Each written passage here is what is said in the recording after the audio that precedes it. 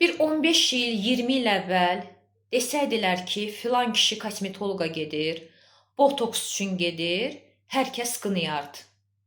Amma indi artıq kişilər arasında bir dəb düşübdür.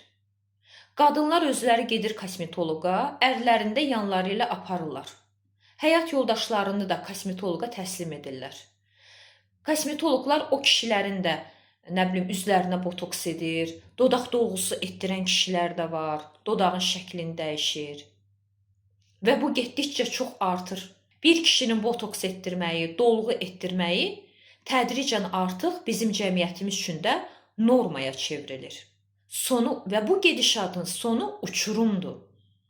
Bu gedişatla, əzizlərim, 15 il sonra, 20 il sonra, 30 il sonra əsl kişi obrazı tapılmayacaqdır. İndi qadınların çoxu şikayət edir ki, kişilər sanki qadınlaşıblar, küsürlər, inciyirlər, bloka atırlar. Yeni bir termin də çıxıbdı, Barbie kişilər.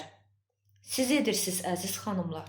Kişilərin kişi görkəmi dəyişdikcə, kişi xarakteri də pozulur. Çevrənizdə yalnız o Barbie kişilər dolaşacaqdır. Bizə bu mu lazımdır? Ona görə də ərlərinizi kosmetoloqlara daşımayın. Bir ictimai qınaq olmalıdır. İctimai qınaq çox önəmlidir, çox önəmli faktordur. Adiləşdirməməliyik. Kişinin kişi obrazı olmalıdır. Kişi kişi görünüşündə qalmalıdır.